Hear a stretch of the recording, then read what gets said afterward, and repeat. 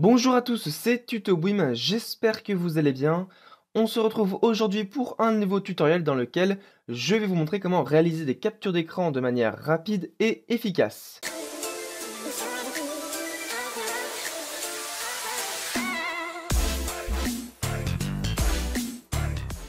Donc aujourd'hui, on se retrouve pour la présentation d'un petit programme vous permettant de personnaliser vos captures d'écran, de les réaliser vraiment de manière très efficace et l'envoyer par la suite sur internet à vos amis ou tout simplement les sauvegarder sur votre ordinateur.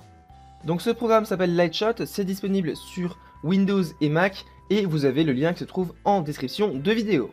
Une fois avoir cliqué sur le lien qui se trouve en description de vidéo, je vous invite à télécharger le programme d'installation de Lightshot. Donc si vous êtes sur Windows, vous cliquez sur le bouton vert et si vous êtes sur Mac, vous cliquez sur le bouton violet. Donc pour ma part, je vais cliquer sur le bouton vert pour télécharger le setup. Ensuite, vous allez ouvrir ce setup, voilà comme ceci. Et vous allez choisir d'abord la langue. Donc pour ma part, ce sera français. Ensuite, vous allez accepter les termes du contrat de licence, puis suivant, et l'installation commence. Voilà, donc maintenant l'installation de Lightshot est terminée. Après avoir installé Lightshot sur votre machine, vous allez vérifier que Lightshot est en cours d'exécution. Donc pour vérifier cela, vous allez aller dans votre barre des tâches, en bas à droite, et vous allez vérifier que vous avez bien l'icône de Lightshot en cours d'exécution. Donc si ce n'est pas le cas, vous allez le rechercher dans votre menu démarrer et vous tapez Lightshot comme ceci. Ensuite, pour démarrer une capture d'écran, donc c'est très simple, vous avez deux possibilités.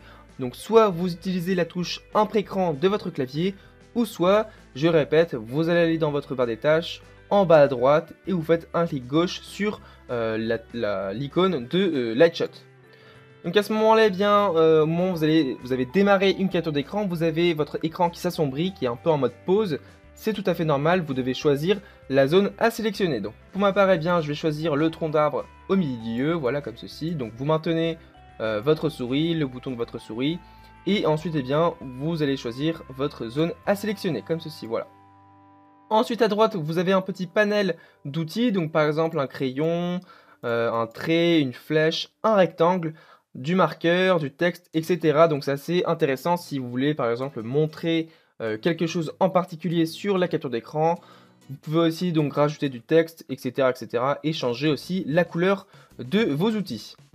Ensuite, vous pouvez aussi publier donc la capture d'écran sur internet, donc sur une page web, et ensuite vous pouvez donc partager la page web à vos amis, à n'importe qui, pour que ce soit plus rapide et pour éviter de sauvegarder votre capture d'écran sur votre ordinateur. Ensuite, vous pouvez aussi publier, partager votre capture d'écran sur les réseaux sociaux, donc Twitter, Facebook. Vous pouvez aussi rechercher des images similaires sur Google, donc là par exemple, si je clique sur ce bouton, Google va me donner des troncs d'arbres sur Google Images. Ensuite, vous pouvez imprimer la capture d'écran, vous pouvez aussi la copier dans votre presse-papier, et ensuite, sauvegarder votre capture d'écran sur votre PC. Donc là, par exemple, je vais la mettre sur mon bureau, et pour l'ouvrir, je double-clique, et hop, j'ai ma capture d'écran. Une fois que vous avez compris comment marcher Lightshot, vous allez vérifier si vous pouvez modifier les paramètres de ce programme. Donc c'est toujours assez intéressant de vérifier si vous pouvez modifier quelques petites choses de Lightshot pour ainsi augmenter la vitesse des prises de capture d'écran et augmenter la qualité des images. Donc pour ce faire, vous allez vous rendre sur votre barre des tâches en bas à droite et vous faites un petit clic droit sur l'icône de Lightshot puis options. Donc là, vous allez arriver dans les options de Lightshot. Donc nous allons nous occuper seulement des 3 premiers onglets, mais pas de proxy parce que ce n'est pas très intéressant pour le tutoriel. Donc ici, vous avez l'onglet général. Donc là, copier automatiquement le lien dans le presse-papier. Donc vous pouvez faire comme moi ou pas, en fait, comme vous voulez. Mais là, par exemple, si je vous donne rapidement un exemple, là, je prends ma capture d'écran. Donc je fais un clic gauche sur l'icône de Lightshot.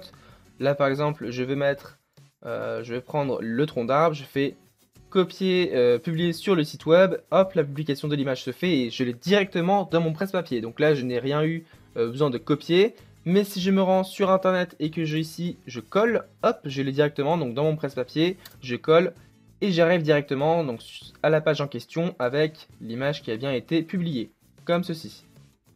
Ensuite, donc nous allons retourner dans les paramètres. Donc vous pouvez aussi fermer automatiquement la petite fenêtre de chargement, donc là c'est toujours un gain de temps.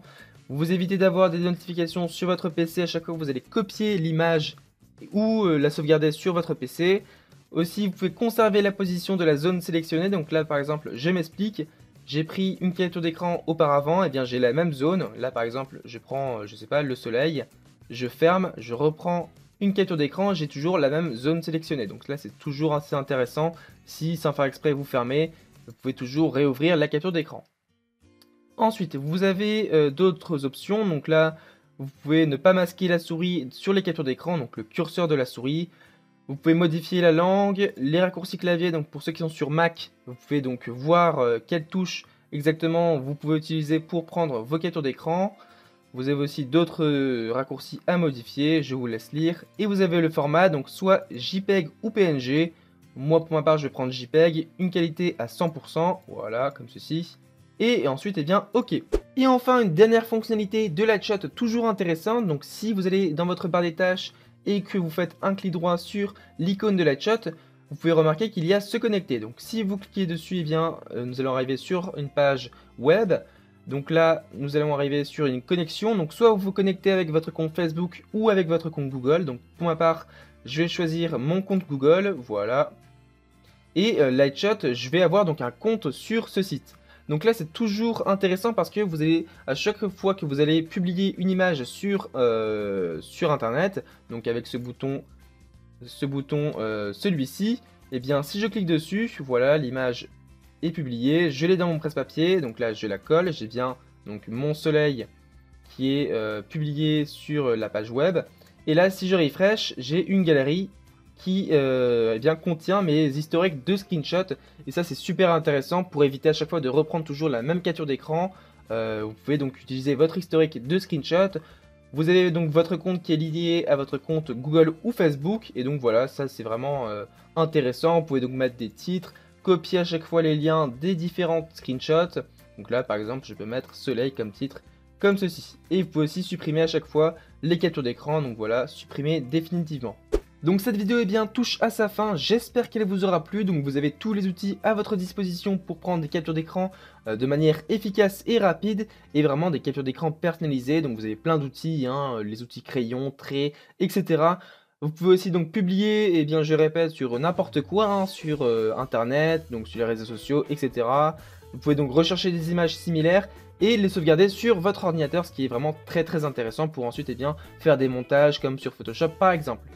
Voilà, donc j'en ai terminé, j'espère qu'elle vous aura plu cette vidéo. Si vous l'avez aimé, eh bien vous pouvez mettre un petit pouce bleu, et si au contraire vous ne l'avez pas aimé, vous pouvez aussi mettre un petit pouce rouge en me disant un peu les critiques que vous voudriez me faire, et je les prendrai avec considération. Voilà, donc on se retrouve la semaine prochaine pour un petit tutoriel. Allez, salut!